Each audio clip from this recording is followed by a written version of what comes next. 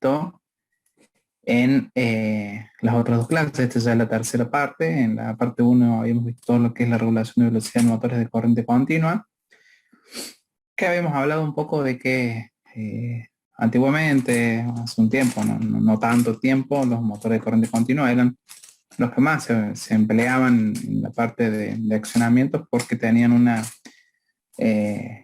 gran facilidad, digamos, para poder trabajar eh, variándole sus parámetros. Podíamos lograr una amplia gama de regulación de velocidades, que en los motores de corriente alterna no era tan fácil, ¿sí? O requeríamos métodos un poco más complejos para lograrlo. Y en los métodos de corriente alterna, que también habíamos visto una parte, la gama de regulación de velocidad era mucho más limitada, mucho más escalonada, por lo que antiguamente se tendría al uso de motores de corriente continua para parte del accionamiento de dispositivos.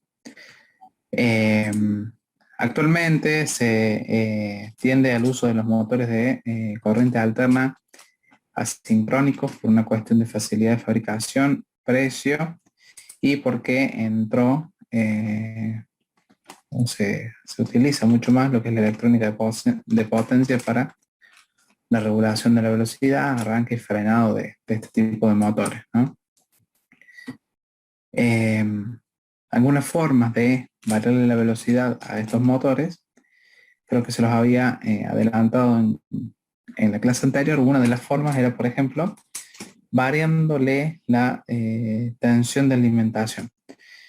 Con esto siempre le hago hincapié o le remarco el hecho de que en sí la velocidad no depende de la tensión de alimentación, pero lo que pasa cuando nosotros reducimos la tensión de alimentación es que variamos el par aplicado, el par disponible en el eje de la máquina, con el cuadrado de esa variación de tensión. Entonces, ese bajo par motor hace que se nos reduzca la velocidad de la máquina.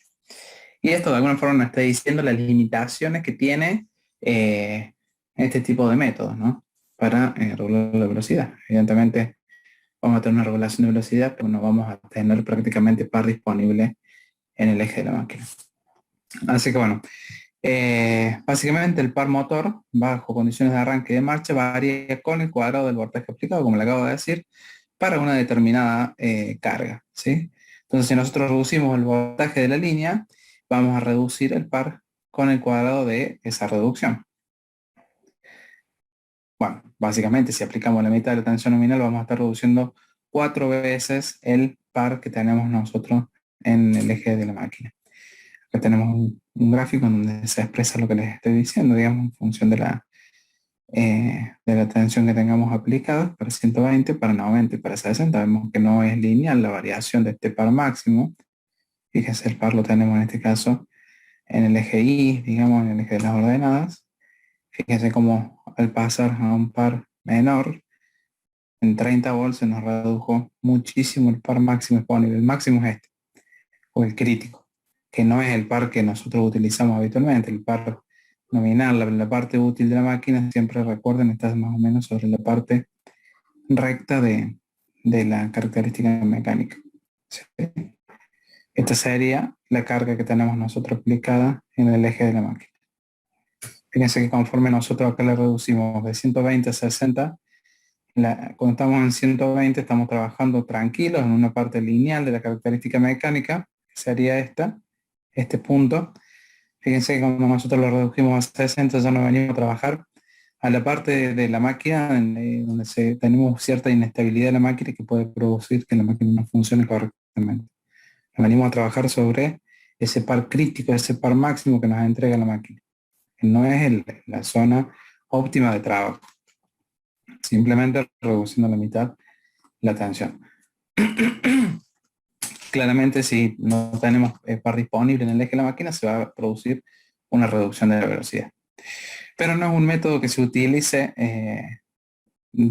solo, ¿sí? Es decir, este método de reducir la tensión, como habíamos visto anteriormente en la unidad de arranque, lo utilizábamos para arrancarla a la máquina, justamente para para aprovechar esa disminución del par, que no haya golpes mecánicos importantes y para intentar reducir la corriente de arranque, pero no como un método de variación de velocidad. ¿Sí? Vamos a ver ahora también que vamos a variar la tensión cuando variemos la frecuencia, porque es necesario hacerlo, pero este método por sí solo de variar la tensión de la línea para variar la velocidad de una máquina de corriente alterna sincrónica no se utiliza. Como dice acá, este método resulta menos satisfactorio de lo que hemos visto. La velocidad se reduce rápidamente, pero se reduce por una cuestión de que se nos reduce el par con el cuadrado de esa variación de tensión. Claramente vamos a tener que tener el motor cargado parcialmente y bueno, lo vamos a utilizar en pequeños motores de ventilación, porque se le ocurre que es la ventilación un uso que le vamos a poder dar a este método. Porque no requiere de tanto par. Claro, básicamente en la carga tipo ventilador, el par que nosotros necesitamos en el eje va en función de la velocidad que tiene el motor. Es decir, a menos velocidad, menos par necesita una máquina. Entonces, eh, por eso nosotros podemos utilizarla en este tipo de cargas. Tenemos un ventilador, el ventilador cuando funciona despacio tiene poca carga aplicada en el eje. Mientras más velocidad le vamos dando, más aire tiene que mover el ventilador y es cuando más carga se le va aplicando al eje. Por eso puede utilizarse en pequeños motores de ventilación. Bueno, y no hay mucho más para decir de este método. Básicamente, que recuerden siempre que variar la tensión no varía de directa la velocidad de la máquina, sino que estamos trabajando directamente sobre el par.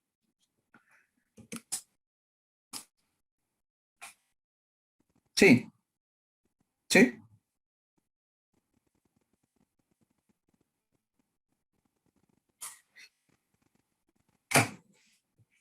¿está?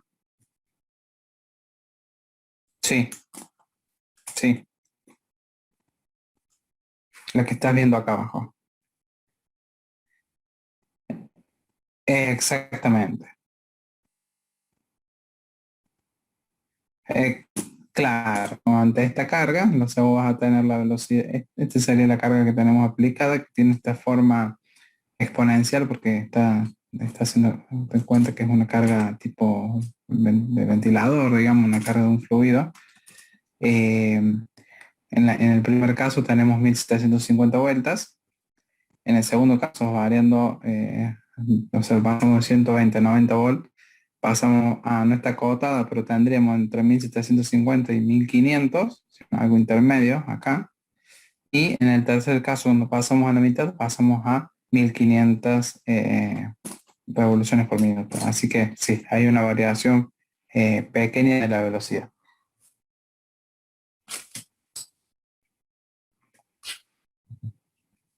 Un segundito, ahí está.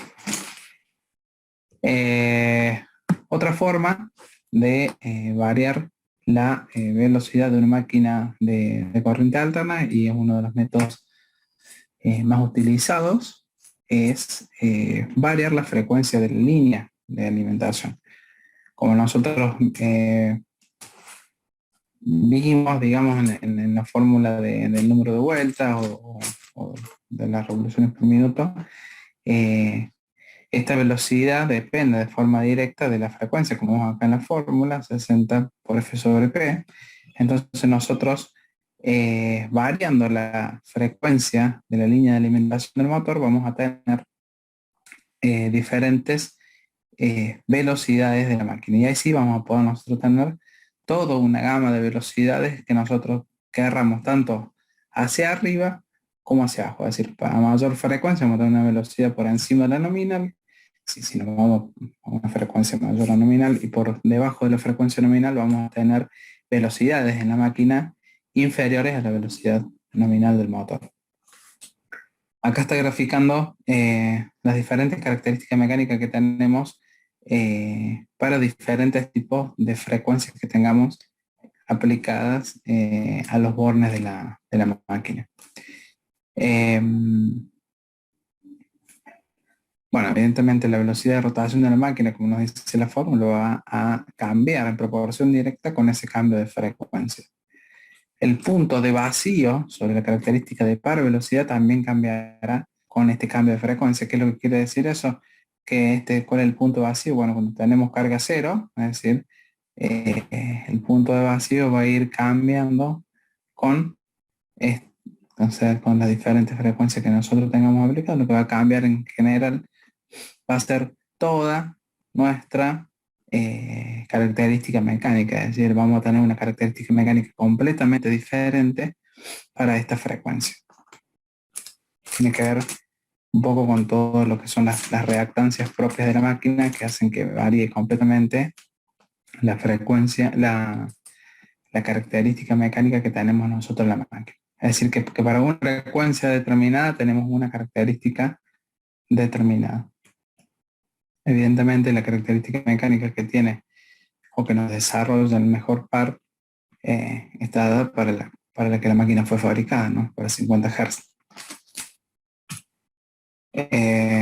Bueno, como le decía recién, variando la frecuencia, lo que vamos a lograr nosotros es ajustar la velocidad del motor por encima y por debajo de la velocidad nominal.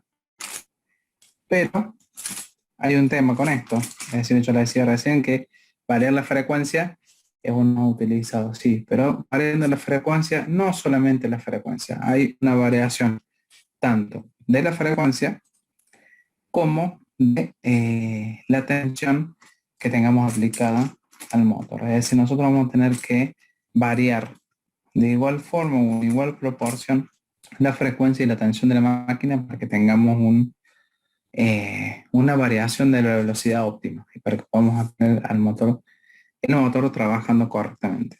¿Sí?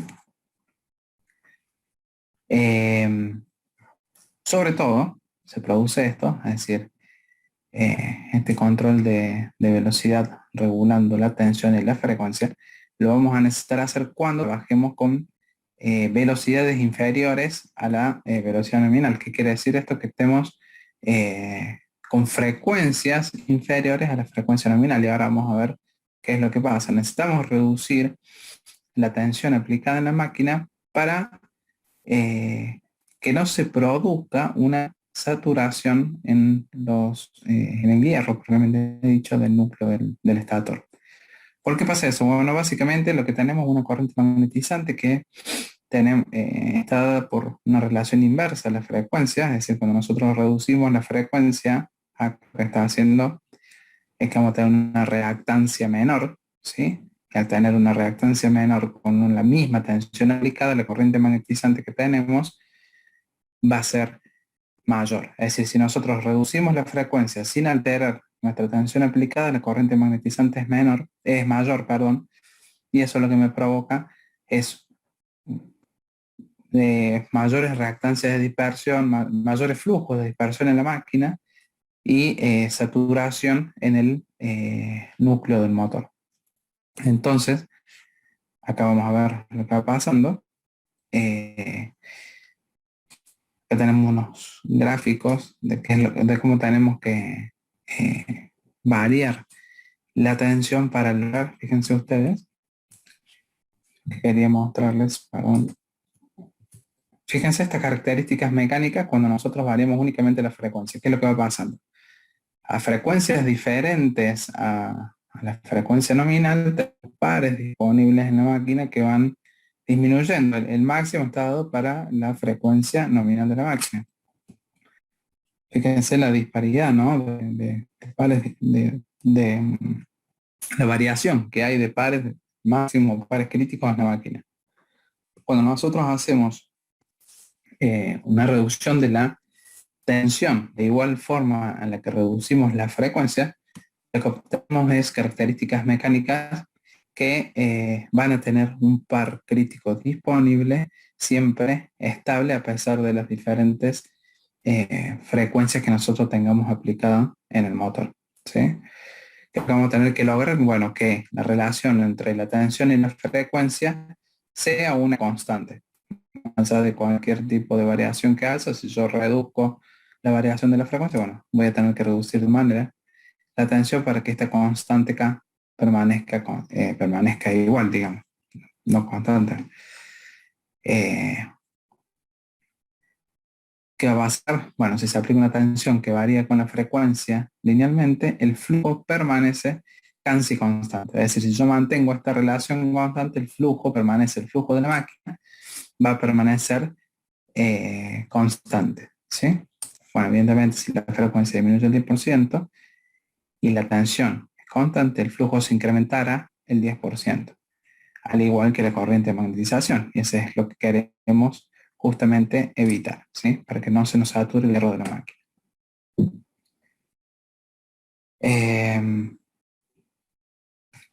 Cuando el voltaje es mantenido constante, es decir, a la tensión de la red, a mayor frecuencia, mayor es la velocidad y disminuye el flujo y el par máximo.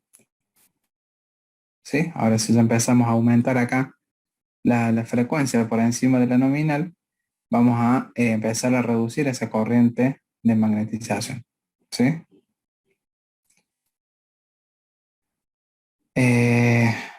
Lo que pasa es que, bueno, que el flujo en el hierro se mantiene y no hay disminución del par.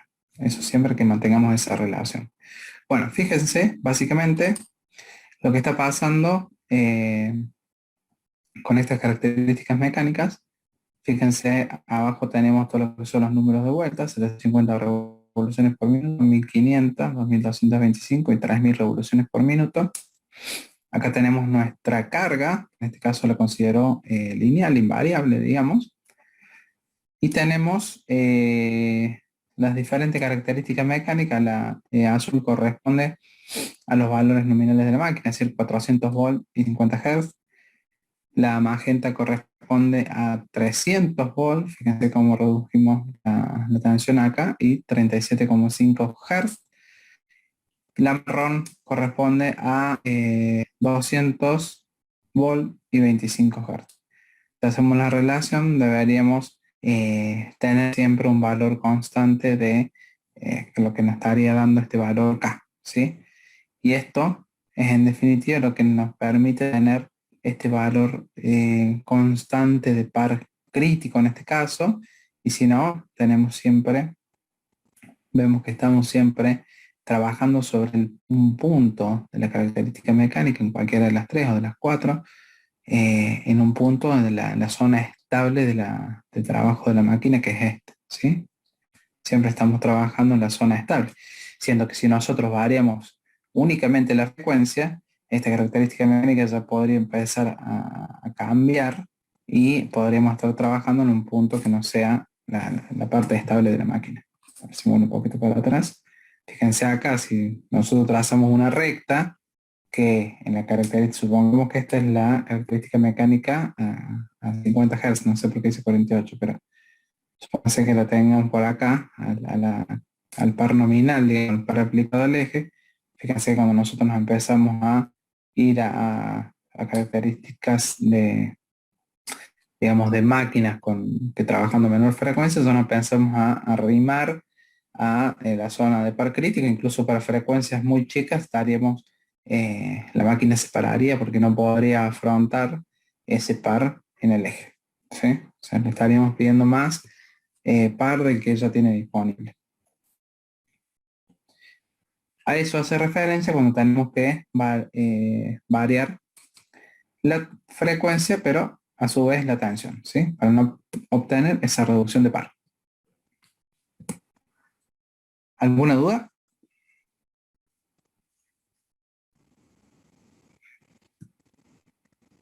¿Cuál? ¿Está? Claro. No, para que cambie muy rápido. ¿Vos te referís a esta o a la anterior? Ah, esta que está acá. A ver. Ah, claro, esa es exactamente, esa es sin variar la tensión.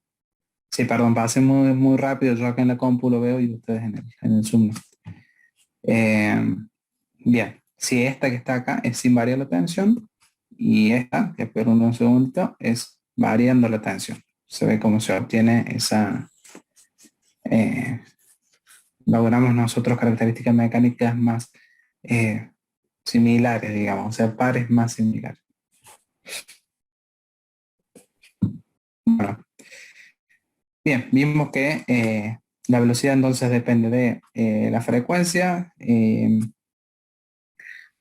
Tenemos que ver cómo hacemos nosotros en una industria para variar la frecuencia, no es algo tan sencillo.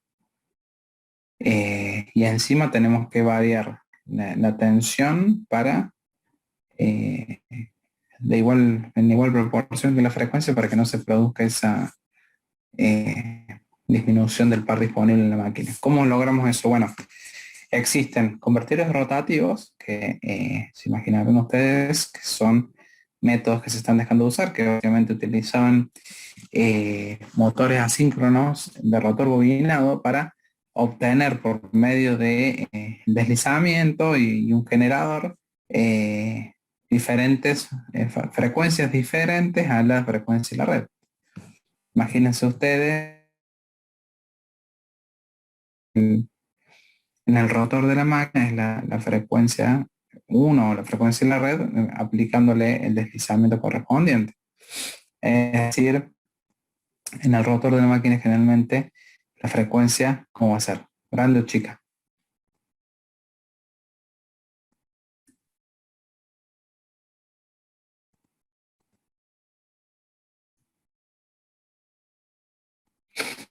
¿El deslizamiento cómo es? ¿Entre qué valores está el deslizamiento?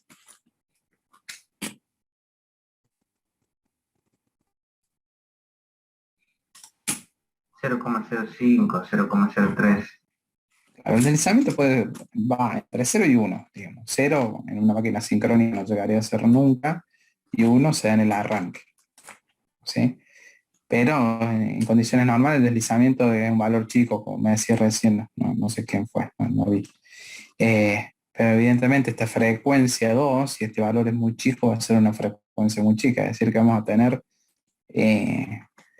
aparte vamos a tener frecuencias muy, valores muy, no vamos a tener una amplia gama de frecuencias para utilizar, utilizando estos convertidores rotativos que no son más que motores conectados en cascada sobre el mismo eje.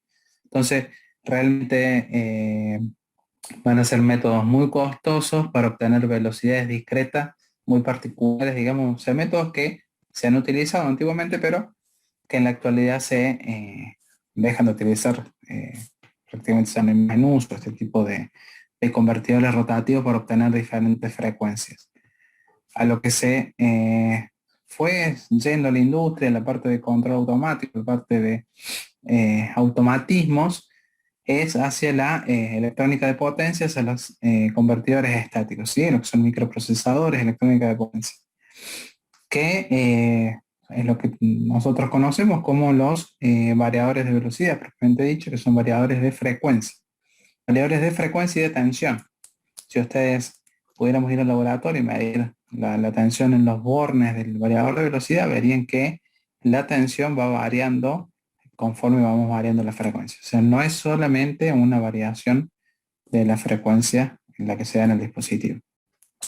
Bueno, ya que empezamos un poco a ver cuáles son las ventajas que tiene el uso de este tipo de convertidores estáticos. Evidentemente, la electrónica ya para lo que es la parte de control es la que nos da mejores resultados. Incluso como le digo siempre, un poco se dejó de utilizar todo lo que es motores de corriente continua, que nos daba una amplia gama en facilidades de arranque, frenado y variación de velocidad para pasar directamente ya a los motores de corriente alterna sincrónicos con este tipo de control, ¿no? Un convertidor estático de frecuencia. Tiene un mejor control operativo, mejora en la rentabilidad, mejora en los procesos productivos. Evidentemente, si nosotros tenemos un control más exacto, más preciso de nuestra velocidad, vamos a tener una mejora en el proceso productivo de lo que nosotros estemos fabricando, ¿sí? Vamos a tener una reducción de consumo porque siempre la electrónica tiene consumos relativamente pequeños. No es lo mismo tener un regulador de velocidad electrónico que trabaja con tiristores o con algún tipo de diodo o transistor bipolar, lo que sea, vamos a tener consumos muy chicos si los comparamos con el consumo que tendríamos nosotros utilizando convertidores de tipo rotativo, donde estamos utilizando motores asíncronos en cascada o generadores de corriente alterna. Imagínense los niveles de consumo, nada que ver. Claramente, si hay una reducción de consumo, hay una reducción en la pérdida que hay en las instalaciones que nosotros tengamos en la industria.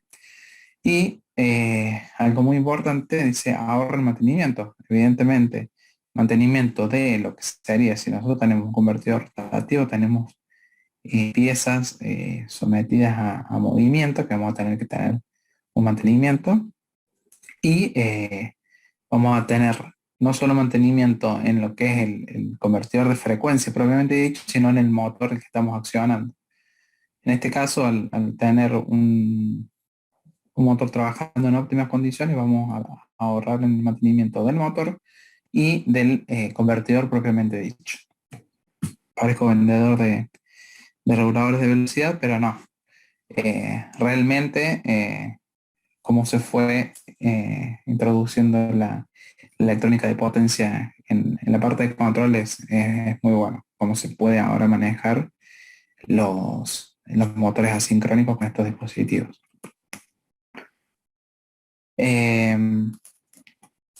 ¿Cómo funciona básicamente? Bueno, es muy simple. La idea es transformar la energía eléctrica de frecuencia industrial en esa misma energía, pero ahora con una frecuencia en la que nosotros podamos variar.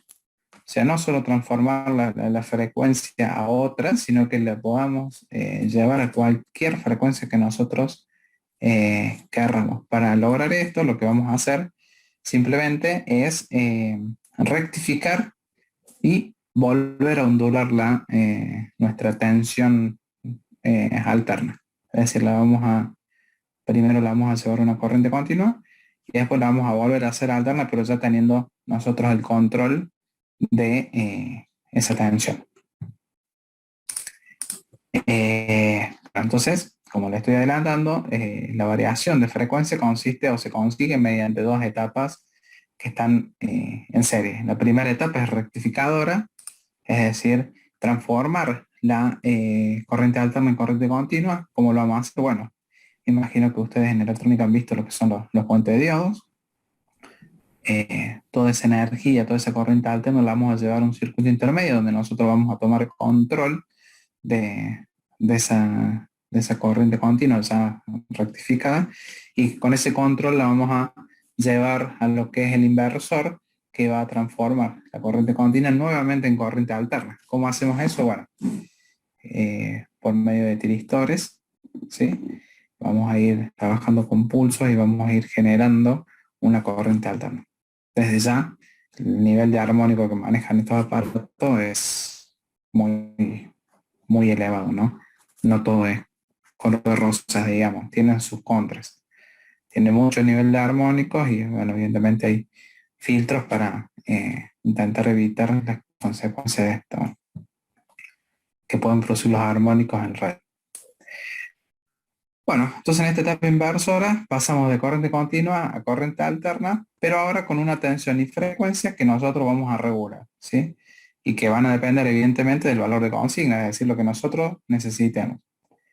A esta etapa también se le conoce como ondulador, pero en general todo el conjunto de lo que es la etapa intermedia y el inversor y el ondulador recibe el nombre de inversor. ¿Cómo está formado? Bueno, lo que se incorporan son transistores de potencia o IGBT, que son los, digamos, transistor bipolar de puerta aislada. Eso quiere decir, transistor bipolar de puerta aislada. Básicamente son, ¿qué quiere decir eso? Son dispositivos a los que nosotros mediante un impulso en la puerta, en la compuerta, vamos a poder llevarlos al estado de conducción o no de ese transistor, ¿no? Es decir, mediante un pulso que nosotros le demos en la compuerta al dispositivo, vamos a lograr que conduzca o no la corriente. Entonces, manejando mediante microprocesadores los disparos, o sea, los pulsos que le llegan a la puerta a ese transistor, vamos a estar logrando armar, ir dibujando nuestra onda de corriente alterna. Acá tenemos un esquema de cómo trabajaría el regulador de velocidad. Fíjense, en la etapa 1 tenemos nuestra onda pura senoidal, ¿sí? Tenemos nuestro rectificador hecho con diodos, en cual pasamos a la corriente continua por medio de filtro. Nosotros a la corriente continua le eliminamos todo lo que es el ripple, la dejamos bien lisa, y luego por medio del ondulador, que acá está representado con estos interruptores, lo que vamos haciendo es generando ondas cuadradas, que dándole tiempos diferentes al paso de una onda o de una parte positiva o negativa. Nosotros vamos a ir dibujando nuestra corriente alterna senoidal, pero ahora teniendo el control mediante estos interruptores, el control de la frecuencia y la tensión de salida, ¿sí? Esa es la idea. O sea, por ahí puede parecer un poco ilógico decir, che, la haces continua para después volverla a hacer alterna otra vez. No hay una forma más.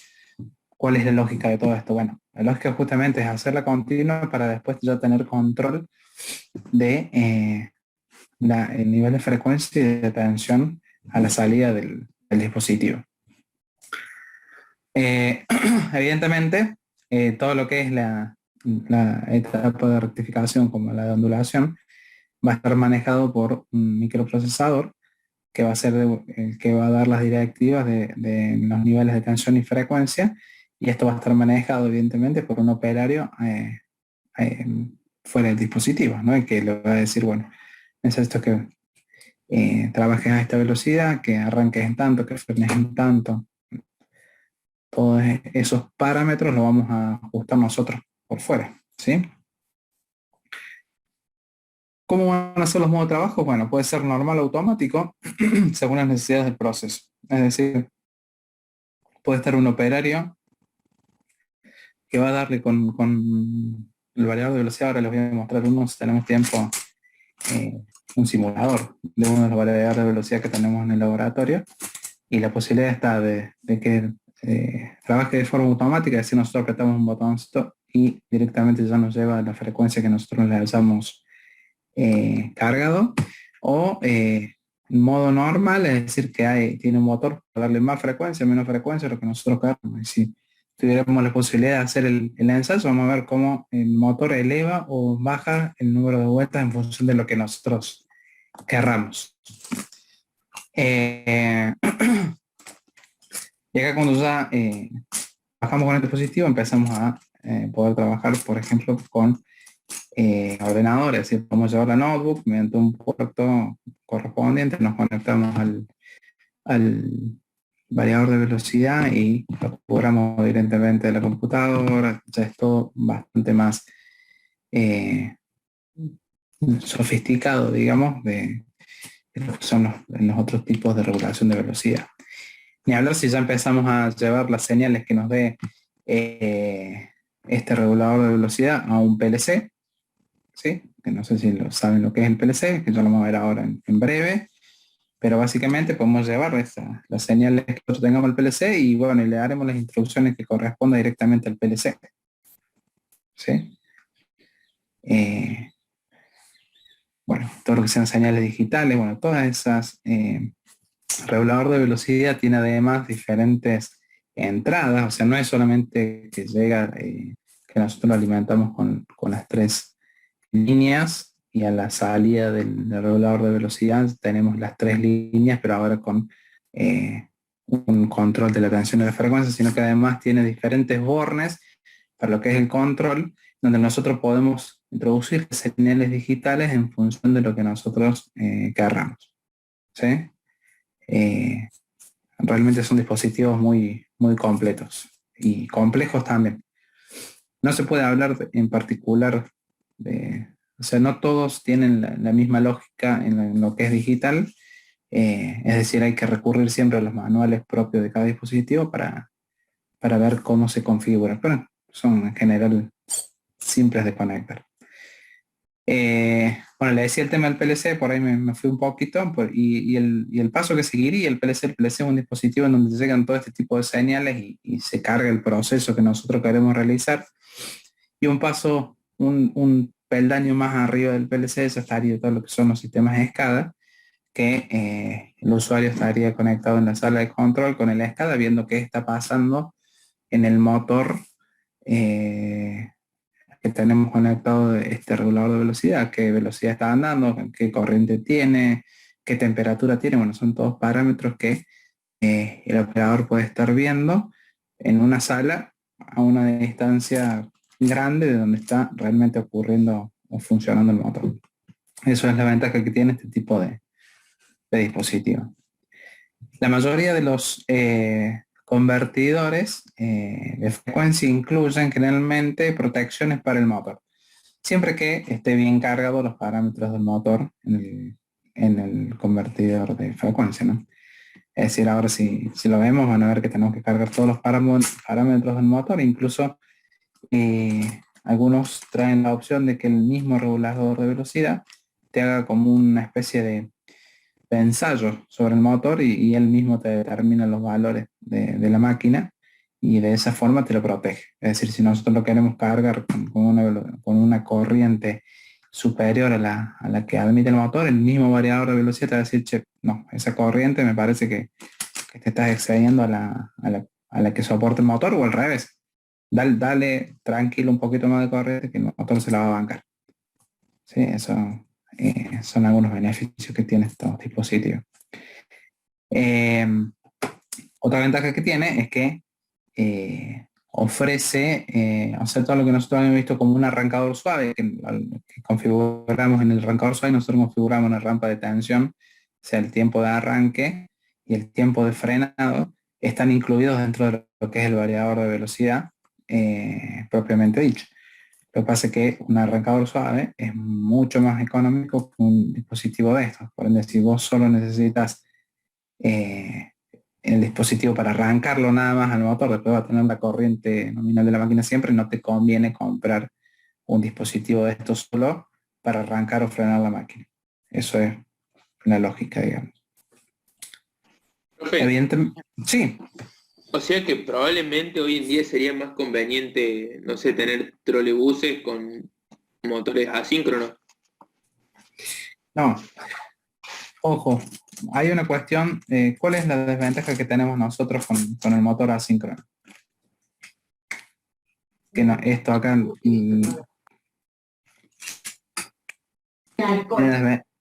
¿Cómo? Alguien habló. Hay una desventaja muy grande que tenemos nosotros con el motor asíncrono, más allá del control, que no lo teníamos con el motor de corriente continua. Fíjense los pares de arranque, siempre. Fíjense los pares de arranque del motor de corriente alterna asíncrono. Siempre el motor de corriente alterna tiene un par de arranque muy bajo.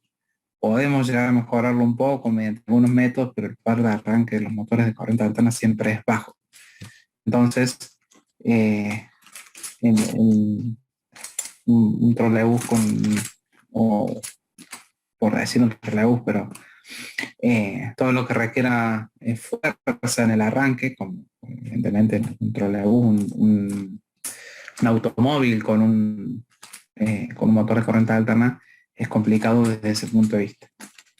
Hemos hablado del tema de por qué se producía ese par bajo en los motores de corriente alterna. Tiene mucho que ver con el coseno de Phi, con que se dan corrientes elevadas cuando cuando el máximo del campo ya pasó y demás. Pero básicamente el tema es ese.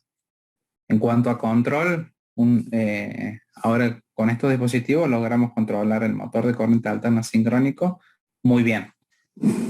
Mejor, te digo, casi que los motores de corriente continua. Pero tenemos la desventaja de ese par bajo en el arranque, que el motor de corriente continua, el motor de corriente alterna no tiene forma de hacerle frente. Desconozco si hay algo si hay algún estudio hecho de alimentar este tipo de automóviles con corriente alterna. Pero el motor de corriente continua en trolebuses tiene mucho que ver con el par, más que con el contra. Bueno, no sé si está salvada la duda. Sí, sí, no, era una inquietud, ¿no? Bien. Em, bueno, seguimos con el tema de ventajas. Ya creo que les dije de todas las ventajas que tiene el tema de utilizar este tipo de dispositivos. Está claro que tiene muchas ventajas porque todas las industrias actualmente en donde se requiera una variación de velocidad y se justifique la inversión porque son dispositivos caros, van a tener este tipo de, de reguladores de frecuencia. Etapa 1, ¿qué es lo que está haciendo acá? Bueno, ustedes estimo que ya lo han estudiado en electrónica 1, me imagino, o lo van a estar viendo, ya lo vieron si no en electrónica 2, lo que es la parte de la rectificación de la corriente alterna. Básicamente en la gráfica de arriba tenemos simplemente con un diodo por fase, lo que vamos a lograr es una rectificación de una media onda de corriente alterna, es decir, vamos a tener, o lo que se denomina, un rectificador de media onda, ¿sí? Vamos a tener un rectificador medio ciclo por fase de la onda de corriente alterna trifásica. En el gráfico de más abajo, evidentemente, si nosotros componemos todas estas ondas, vamos a obtener una onda que se va a ir haciendo, vamos a ir teniendo esta onda de acá, ¿sí? O sea, la onda de corriente continua va a ser no va a ser tan continua, sino que va a tener este pequeño ripple que se forma para alisarlo un poquito más, pero básicamente lo que tenemos es esta onda de corriente continua con ese ripple, digamos. En el caso de abajo, tenemos un rectificador de onda completa, este puente de diodo, puente de Graetz, lo que hace es rectificar tanto el semiciclo positivo como el semiciclo negativo, entonces ya tenemos una onda mucho más plana de corriente continua porque ya estamos rectificando, es decir, estamos invirtiendo el semiciclo negativo, el semiciclo que vendría para acá abajo, lo estamos, si seguimos un color, por ejemplo el rojo o el violeta que está acá, podríamos ver que este semiciclo en realidad es el que vendría para abajo y acá lo está invirtiendo, ¿sí? Entonces estamos obteniendo ya una onda mucho más parecida a una corriente continua plana. Si a esto le agregamos algún tipo de capacitor, vamos ya a obtener una prácticamente una corriente continua estable, digamos. Lo que está poniendo acá, que no llegó bien, diodo 1 y diodo 5, nos está diciendo básicamente cuáles son los diodos que están conduciendo, ¿sí? Pero no tiene, simplemente ustedes sepan que la etapa número 1 es la etapa de rectificación, ¿sí? Lo que vamos a obtener, o cómo obtenemos esa corriente continua, bueno, con un puente de diodo o con un diodo, simplemente depende de si tenemos rectificador de media onda o de onda completa. ¿Qué vamos a tener después? La etapa de ondulación, ¿sí?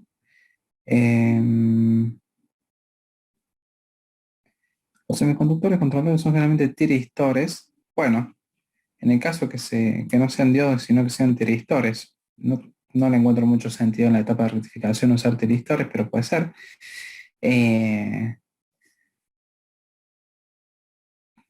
Perdón, estoy leyendo acá y no me convence mucho. Puede ser que esta diapositiva esté un poquito mezclada porque estamos hablando de la etapa de rectificación y acá ya me está empezando a hablar de tiristores y de la tensión de salida. Es decir, que estos tiristores en realidad estarían aplicados ya al ondulador, no a la parte de rectificación, ¿sí? ¿Cuál es la ventaja que tiene pasando a la etapa de salida, a la etapa de ondulación? El tiristor, evidentemente, nosotros poder controlar mediante la puerta en qué momento conduce y en qué momento no, vamos a tener una tensión de salida variable, ¿sí? Variable en cuanto a nivel de tensión y variable en cuanto a la frecuencia. El circuito intermedio, habíamos visto la etapa 1, que es la rectificación. El circuito intermedio es el que se encarga de obtener los parámetros de tensión y de corriente que sean aptos para la máquina en función de lo que nosotros configuremos.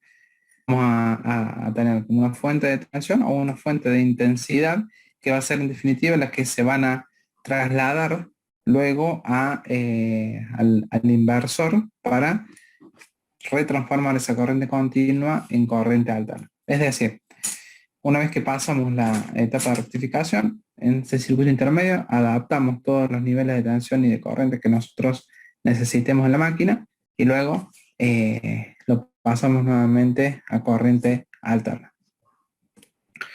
Y acá está lo que hablamos recién del tema del ondulador.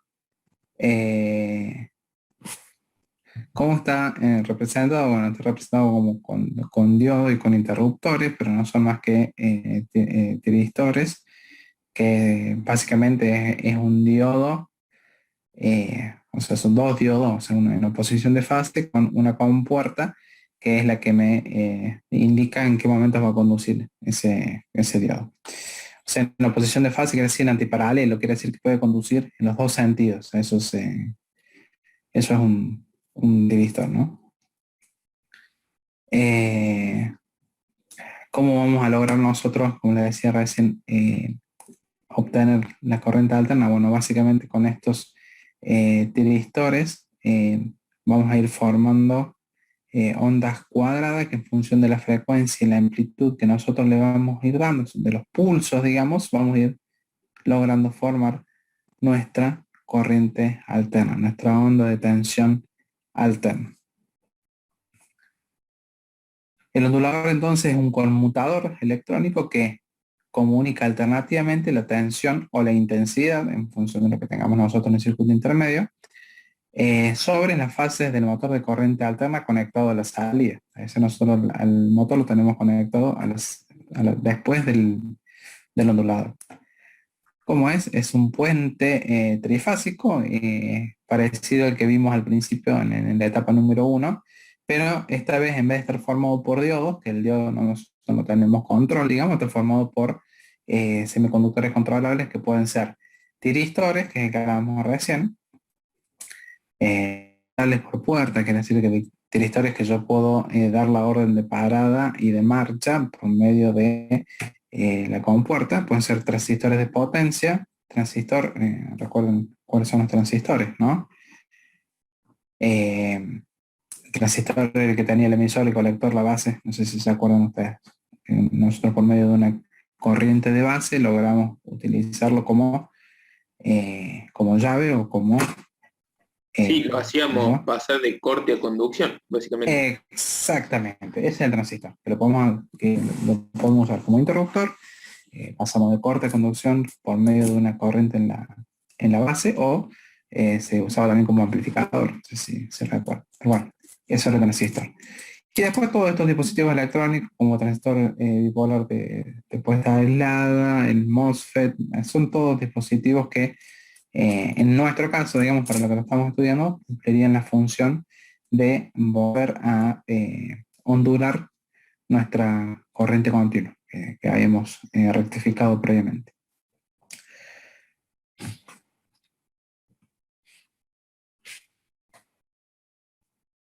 Bueno, evidentemente lo que vamos a lograr con esto es que la tensión a la salida después del ondulador se acerque lo más posible a nuestro sistema trifásico senoidal, pero ahora con los valores que nosotros les hayamos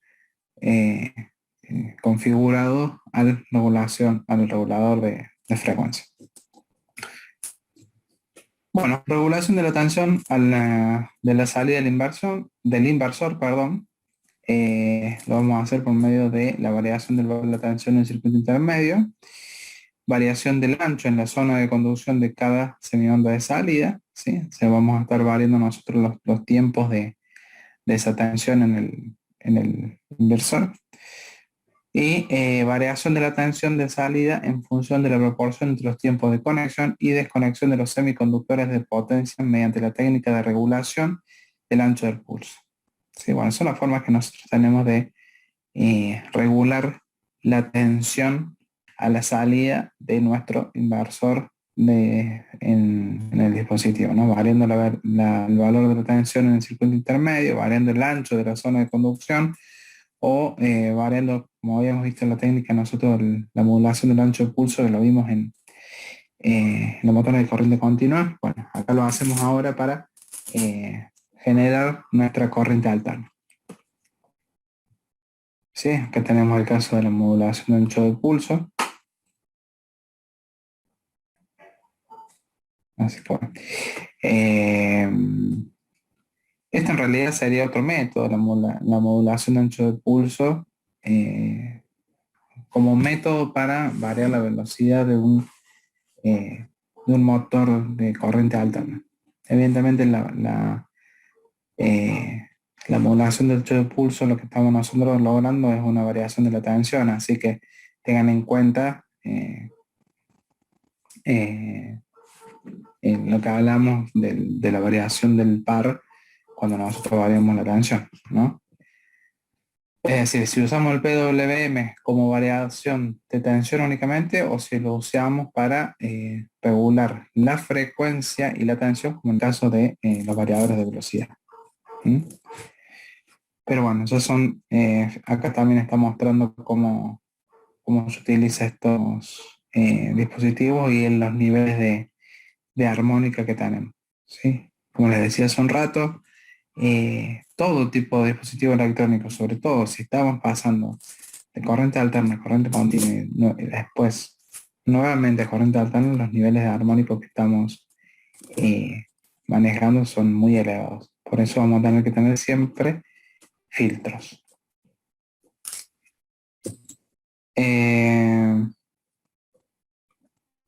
Bueno, todos estos elementos son los que se utilizan para nuevamente hacer la corriente alterna en la salida del motor de frecuencia y voltaje, porque en realidad varían las dos cosas, la frecuencia y el voltaje.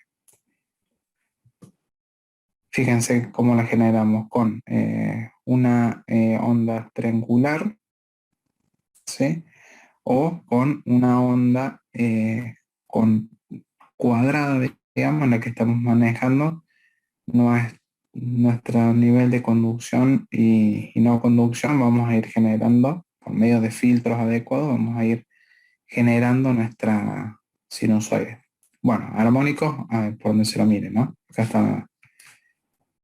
Acá está los niveles de corriente continua, la onda fundamental y los niveles de armónico, básicamente.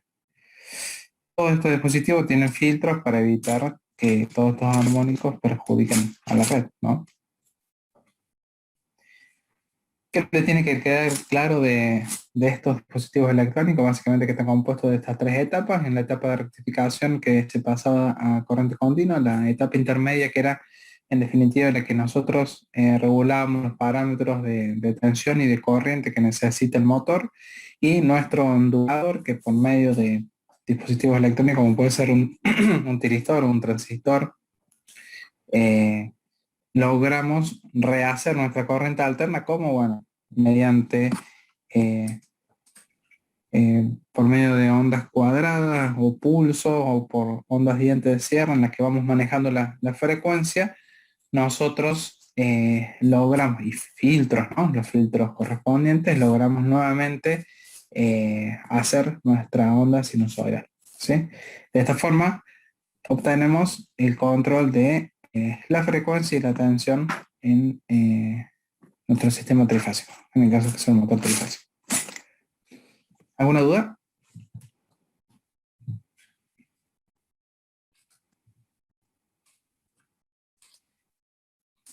Les voy a presentar, si no, vamos a abrir, se los muestro.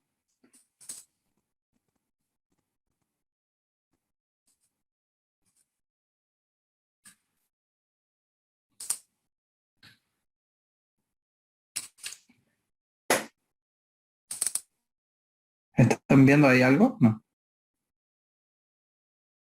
Sí, sí. Bueno, Este es un simulador que encontramos en internet de un regulador de velocidad, que lo tenemos en la facu. Se hizo como una mesita, hay dos de estos, puesto uno al lado del otro. Un regulador de velocidad Danfoss, es bastante completo, los donó un alumno, a los dos que trabajaba en Arcor. Para Arcor hacía toda la parte de automatismo y tenía y los donó a la facultad, un hombre grande, que se recibió hace poquito. Bueno, se pusieron en una mesa y están ahí para ser utilizados. Lo que pasa es que, bueno, ahora hace 2 años que no se los puede poner en marcha, pero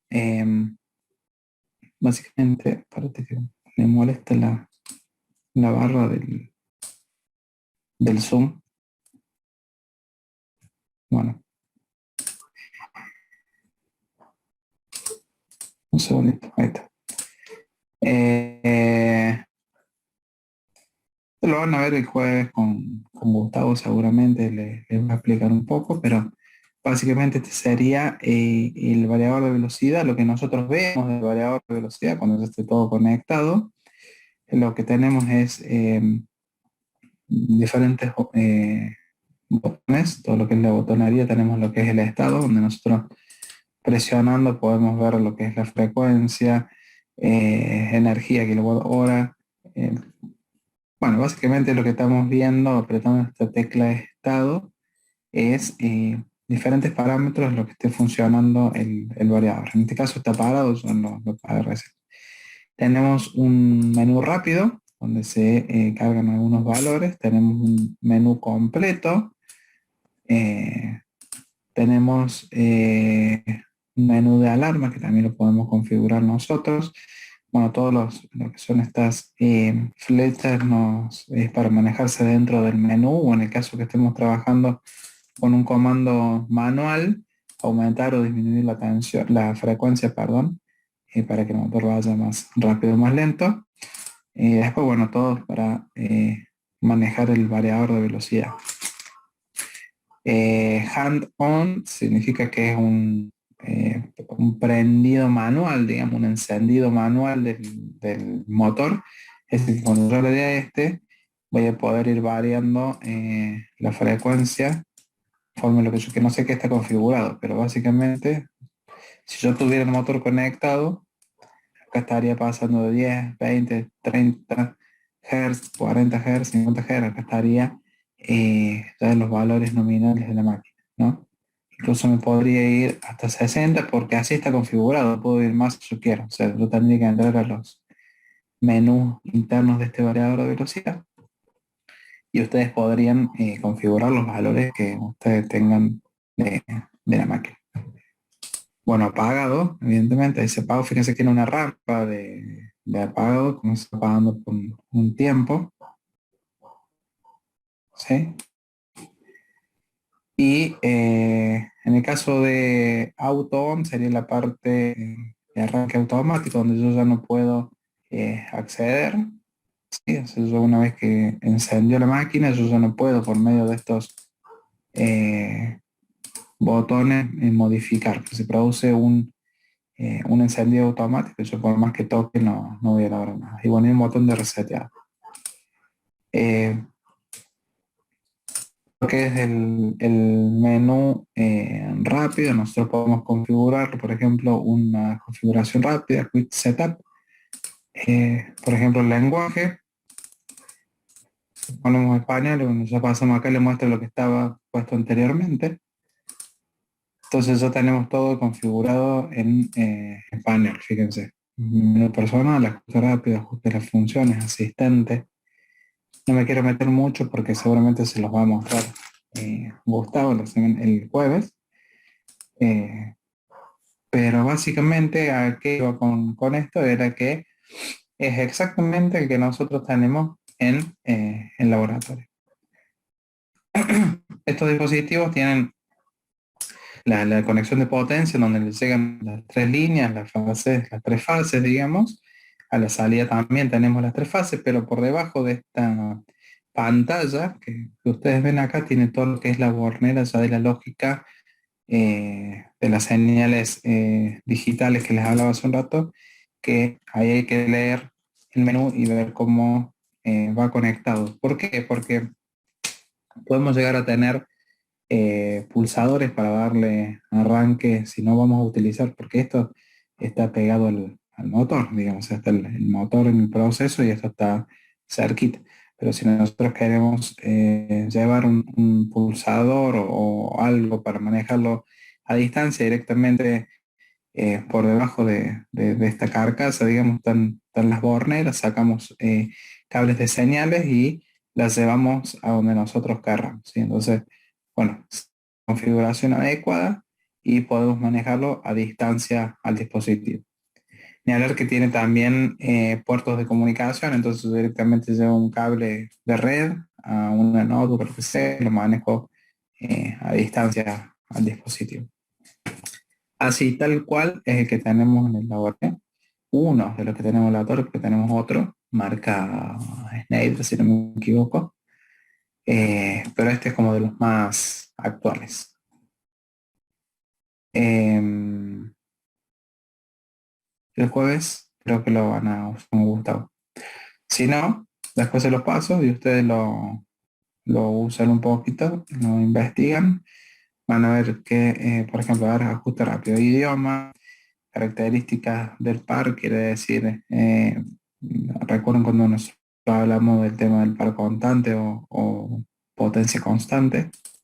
Fíjense, ya acá podemos configurar la potencia del motor, tensión del motor, frecuencia del motor, intensidad del motor, la velocidad nominal de la máquina, la cantidad de polos, límite de velocidad baja, digamos lo mínimo lo que podemos trabajar en el motor, 20 Hz.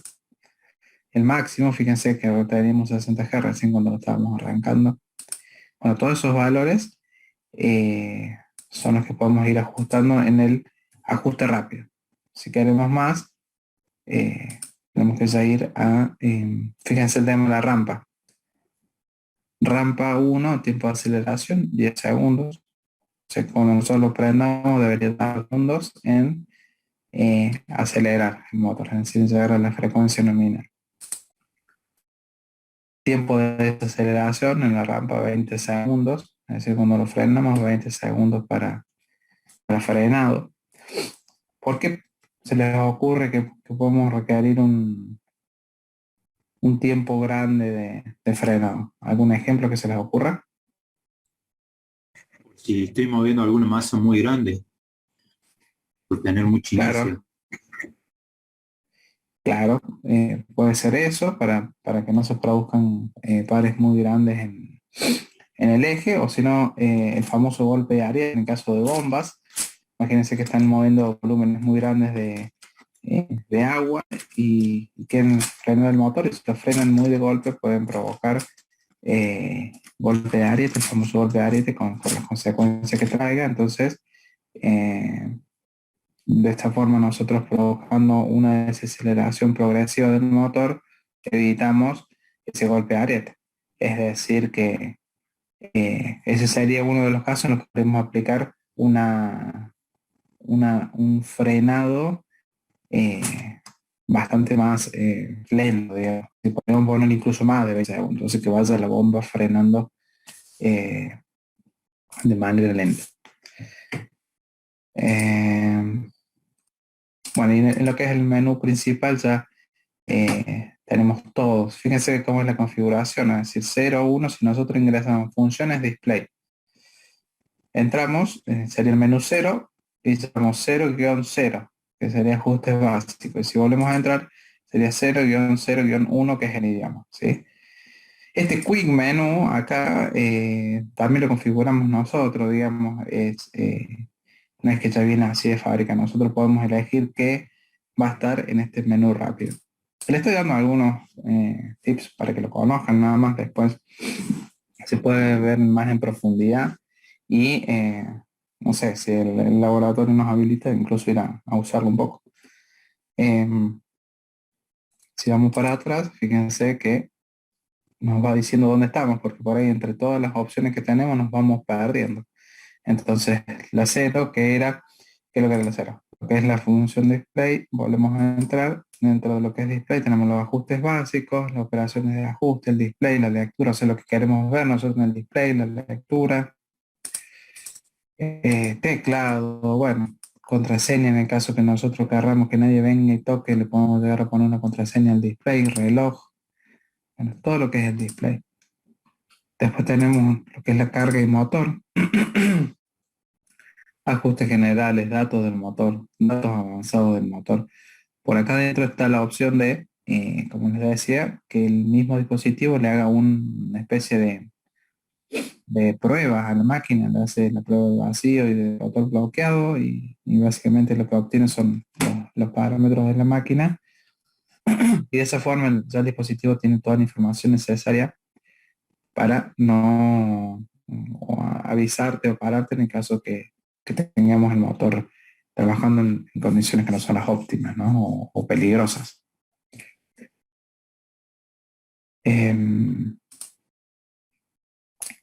Frenos, referencias, rampas, límites y advertencias, entradas y salidas digitales. Acá tenemos un poco, digamos, el mismo dispositivo trae relés para indicación, es decir, que nosotros podemos llegar a usar estos relés para encender algún piloto de señalización en la cabina de comando, digamos, usar los relés propiamente del variador de velocidad que nos van a estar indicando qué es lo que está pasando o si hubo algún tipo de falla. Entradas digitales, ya les voy voy a ver si les consigo algún unifilar de conexión de estos variadores de velocidad. Pero básicamente acá estamos configurando que el terminal 18, que es un terminal que tenemos en el variador de velocidad, podemos decir que va a ser el terminal que me va a provocar el arranque, o si lo cambiamos puede ser cualquier otra cosa, arranque por pulso, cambio de sentido, arranque inversión, es decir, estamos configurando nosotros para qué sirve ese terminal 18. Son 3 terminales, me parece, o 4, 18, el 19, el 27 y el 29. Así, son 4 terminales que nosotros configuramos acá para que van a servir, ¿sí? Para arrancarlo, para frenarlo, incluso puede ser, por ejemplo, el 19 es cambio de sentido, es decir, si nosotros le damos un pulso al terminal 19, vamos a provocar el cambio de sentido de la máquina. También podría ser, por ejemplo, no me acuerdo dónde estaba, una parada externa, una parada de emergencia, es decir, un pulsador para parar la máquina. Es decir, nosotros estamos configurando, como les decía, de esos 4 terminales, cuál es la función que van a tener. ¿Sí? No sé si por ahí si no lo vieron nunca, me entienden, pero el variador de velocidad tiene, esta sería la carcasa, digamos, no la carcasa, lo que va por encima. Cuando nosotros le sacamos esta botonera, esta pantalla, por debajo está todo lo que son los bornes, donde lleva un cableado fino, ¿sí? Un cableado de señal, y detrás de eso, digamos, está toda la parte de potencia, donde entran nuestras 3 fases y salen ya después la alimentación al motor.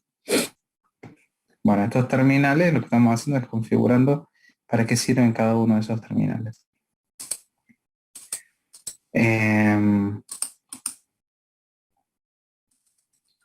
Bueno, como verán, tiene muchas funciones que se pueden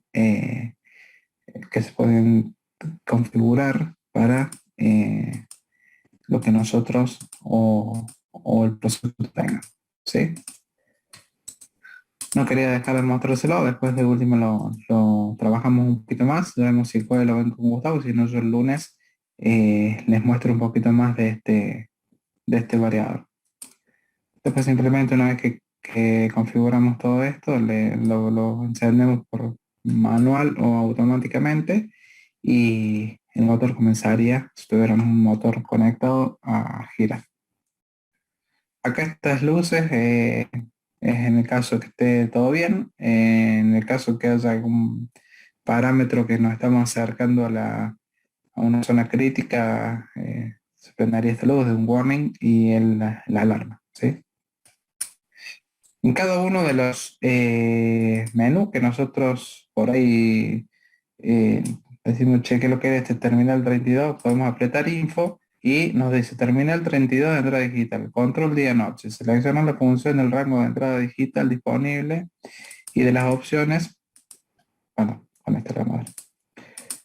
Adicionales, 30, se usan en contadores en funciones Smart Logic. Bueno, cada una de los ajustes que nosotros querramos hacer tiene su explicación. ¿Ves? Por ejemplo, potencia, le damos info y nos dice introduzca la potencia nominal del motor en kilowatt, que se indica en la placa, pero que salga en la placa característica. Nota, si modifica este parámetro afectará a los ajustes de los otros parámetros. Evidentemente estamos modificando la potencia nominal de la máquina, ¿no? Bueno, entonces, si tenemos por ahí dudas de algo, directamente apretamos información y nos va a ir diciendo qué es lo que es cada uno de estos parámetros. Bueno, no vuelvo más loco con esto. Quería mostrárselo para que al menos sepa que existe, que lo tenemos y que, bueno, lamentablemente por cómo está la situación no se lo podemos hacer usar, pero esperemos que se solucione pronto. ¿Está claro? ¿Tienen alguna duda? ¿Quieren hacer alguna pregunta? Ingeniero, una pregunta. Sí, sí. Hace rato hablaba de las tres etapas, la gratificación, el circuito intermedio. Bueno, es etapa 2. En el apunte habla en la etapa 2 de que si funciona con una fuente de intensidad o con una fuente de tensión, eso no entendí. Claro, básicamente lo que está diciendo ahí, que en función de lo que nosotros necesitemos en la máquina es lo que va a hacer esa etapa intermedia. Es decir, si nosotros necesitamos variar la frecuencia o la tensión del motor, ¿dónde se va a producir esa variación de tensión y frecuencia? Se va a producir en la etapa intermedia. A ver si tengo el apunte. Un segundito.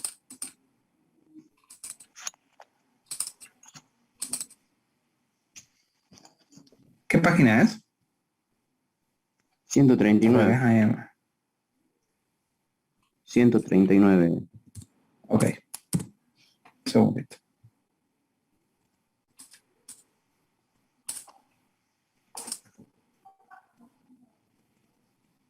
¿Esta parte es? ¿La están viendo? Sí. Bien. El circuito intermedio de continua, es decir, de corriente continua, va a funcionar como fuente de tensión o de intensidad para la etapa final del ondulador. ¿A qué se refiere cuando habla de fuente de tensión o fuente de intensidad? Los parámetros que tomamos nosotros como fijos, digamos, es decir, si vos necesitas una tensión fija, entonces tenemos una fuente de tensión. Si vos necesitas una corriente que sea siempre la misma, entonces tenemos una fuente de corriente.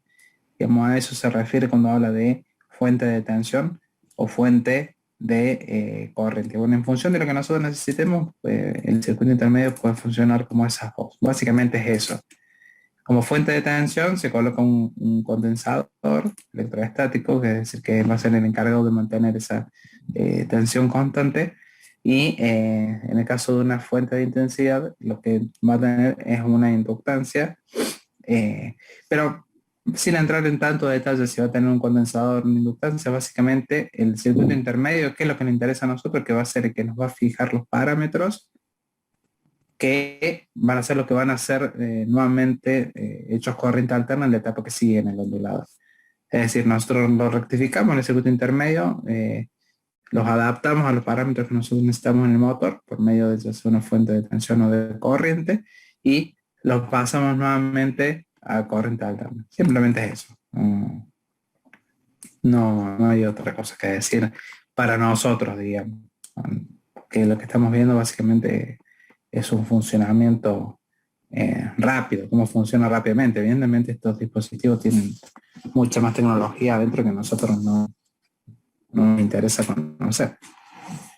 ¿Sí? Bien, gracias.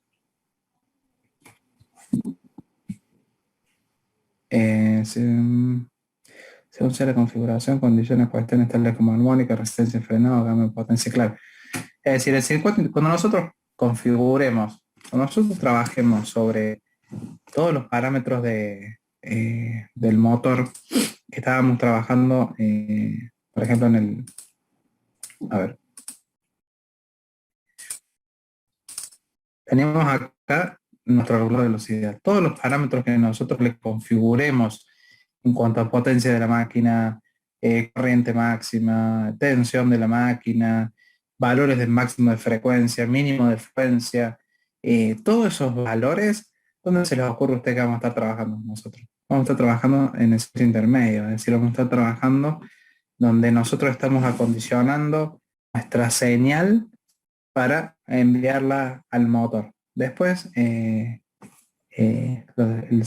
ondulador será el que se encargue, en función de lo que nosotros configuramos en nuestro circuito intermedio, será el que se encargue de darle la frecuencia que sea adecuada, la tensión, pero todos estos parámetros son los que vamos a estar nosotros trabajando en el circuito intermedio para luego pasar mediante el ondulador al motor, ¿sí? A la carga.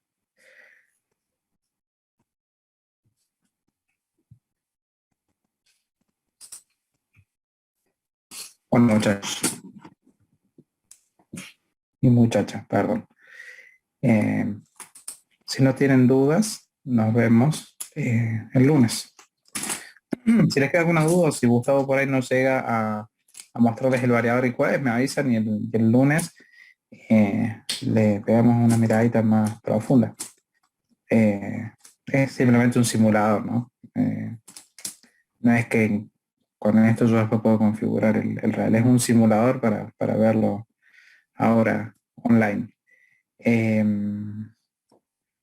Nosotros ahora ya terminamos la unidad de variación de velocidad. La semana que viene, el lunes, vamos a ver una unidad muy corta que es cálculo de potencia de motores. Y si tenemos tiempo, ya vamos a arrancar con PLC y con eso vamos a ir hasta que termine las clases. Así que medio que estamos llegando al final. No se dejen estar con el trabajo. No sé si Gustavo les dijo grupos de cuánto van a ser, pero si tienen ideas de algún tipo de automatismo, vayan pensándolo, así no los agarre fin de año con este. Bueno, nos vemos el lunes entonces. Que anden muy bien. Bueno, Hasta luego. Nos vemos. Hasta luego. Chao, chao.